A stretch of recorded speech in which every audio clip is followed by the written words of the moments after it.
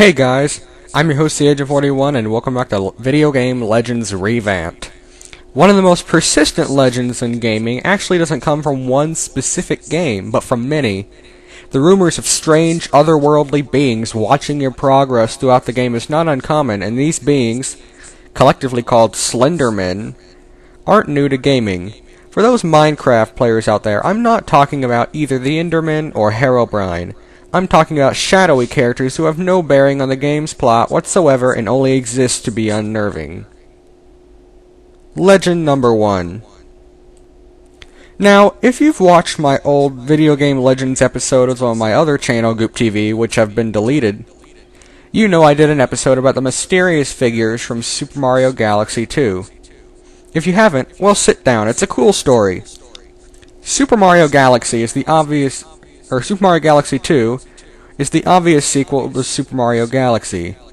It was released in North America on May 23rd, 2010, which by the way was my birthday, and in Japan on May 27th, 2010. It was, like its predecessor, breathtaking and amazing, an almost perfect game for most, but it also brought a legend. If you get to World 5, you can enter the Shiverburn Galaxy.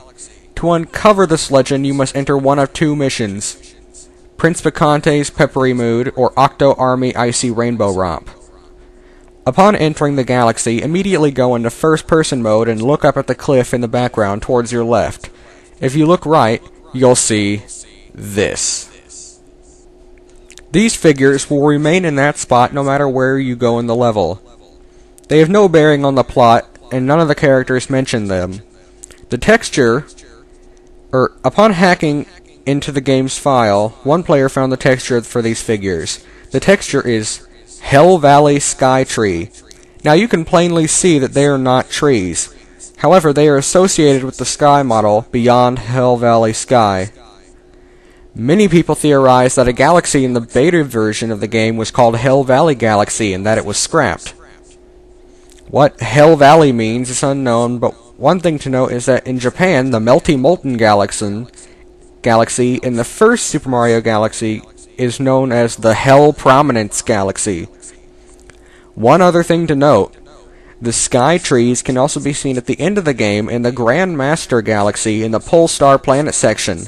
Of course, this has become because the Polestar section of the Grand Master Galaxy and the Shiverburn Galaxy share the same skybox texture. Legend number 2. Now, as I have stated before, video games based on movies and cartoons tend to suck horribly. However, if there's one IP that rarely ever disappoints us in the video game industry, it's Spongebob. Everyone loves Spongebob. With his huge smile and hilarious antics, it's hard not to love this little guy. SpongeBob's had tons of video games, but the title that really showed us that SpongeBob might have a chance in the gaming industry was none other than SpongeBob Battle for Bikini Bottom. It was sort of like Super Mario 64, except SpongeBob and therefore funnier. Since then, SpongeBob has had all sorts of good games, like the movie game, Creature from the Krusty Krab, and Atlantis Squarepants. I'm here to talk about those last two. Creature from the Krusty Krab had you playing as SpongeBob, Patrick, and Plankton as they venture through their various dreams. SpongeBob is a race car driver, Patrick is the comic book hero Patrick Starfish Man, and Plankton is a giant monster chasing after a large sentient Krabby Patty that attempted to eat him. At one point, during SpongeBob's first level, he comes across a large building that appears to sell tires near the Krusty Krab. Upon looking into the transparent glass front door to the building, you will be able to see a strange-looking fish staring at you. He is unlike any other character in the game. He is not a bipedal humanoid fish, rather he is a normal fish floating in midair with tan skin and very cartoonish eyes, one bigger than the other. He simply floats there wagging his tail fin. He doesn't move or anything. The other point you encounter him is later in SpongeBob's dream, after your first race. The race with the dream version of Patrick, the self-proclaimed Piston Patrick, ends with the dream version of Plankton running over your car, forcing you to journey through the level, recollecting the missing car parts that were scattered. You will go through various garages to find a few parts. In one of them, if you jump up a staircase made of wooden crates, you can look up at a stack of crates against the wall and see the same strange fish floating up on the wall. Now, a different game. SpongeBob Atlantis SquarePantis, based on the TV special of the same name, was essentially a minigame game in disguise. Each level was something different, like a rail shooter, a platformer, or a rhythm game. One level early in the game took place in the museum. It was a rail shooter, wherein SpongeBob would walk through the various areas of the museum while taking pictures of various exhibits to gain points. At the very end of one area, for a split second, you can see the strange-looking creature from the Krusty Krab swim past the doorway you're about to enter. It's even possible to photograph him. No one ever refers to him, and there are no videos of him on YouTube or pictures of him on Google. Don't believe me? Play the games yourself. You will see him. Legend number 3. One of the most popular games on the Xbox 360 is Halo 3. With its awesome mascot, Master Chief, and its well-designed levels and monsters, Halo 3 is one of the best first-person shooters on the Xbox 360. However, along with its memorable cast of generic space marines and sad gray armor, it also brings some of the creepiest characters of all, the Monkey People. The Monkey People, also called the Monkey Family, can be found in the first level of Halo 3, in the jungle. If you watch the video link in this episode's description, the first link, you can see how to find them. The Monkey People don't move or blink or anything. However, they're not part of the scenery. They are invincible, but they do bleed if you shoot them.